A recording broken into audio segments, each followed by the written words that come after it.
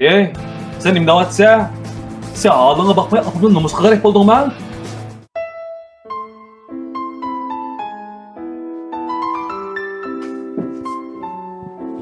Voy, pek keyfiyatiniz nachar bu. Opam bilan birga ketgandingiz, yolg'iz kiribsiz opam qani? Xap bo'lmay qaram. Apangizga deb qo'ysangiz bo'pti-ku. Buningkin ko'ch ko'yda menda bozorlarga birga chiqib qolsak, meni qizim demisi bo'pti ekan-ku. O apangizning qo'llarida bu yampattanlarning hamma yerda tamrakka besib ketib, turgan bo'lsa meni qizim uchun men shundan numus qilib ketadi ekanman. Imdavatsiz? Ha shuna yuzim to'kilib ketganda his qildim. Ey, sen imdavatsa, sen ağlığına bakmaya apamın namusqa garip oldun mu? Meni uratamsiz? Qanda, seni umay, apamni haqorat qilsan, beshimni ko'taraymansan? Yurgingiz og'rivatamda. Albatta og'riydi. Xush bo'lsam bo'lamtamsan? Mening muchu ayni chaqda buningdan o'ta yurgim og'irgan. Esingizda bordu, opam mavi kelib turgan vaqtda opamning og'ziga tomoqni tiqib olsam o'rilib ketgan. Uyning hamma yeri tomoq burab, menga buningdan keyin opamga tomoq berdigan ishingiz oshxona uyinga kirib da. Opangni tuz ko'zdan yo'qot, bu 70 bin fan uyga patmadi. Yotgan ko'pining hammasini sudik purtib deb opamga anglitib turib degan bo'g'iytingiz. Qanaq bo'ldi-ki? Ana degan qanaq narsa?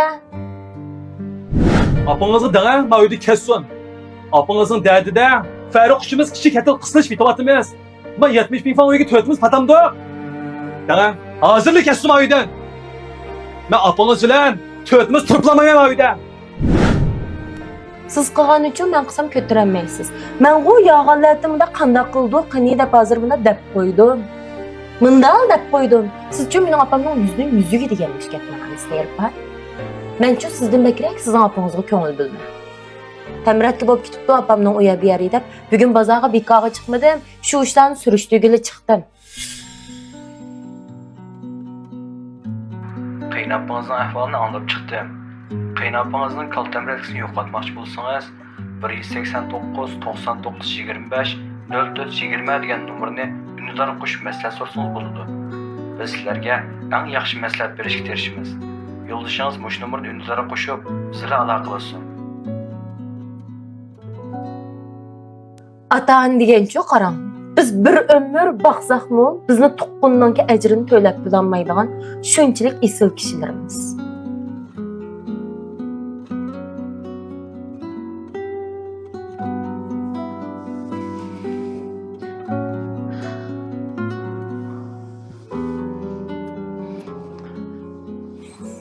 Rahmet balam, rahmet. Oy opa, kelin.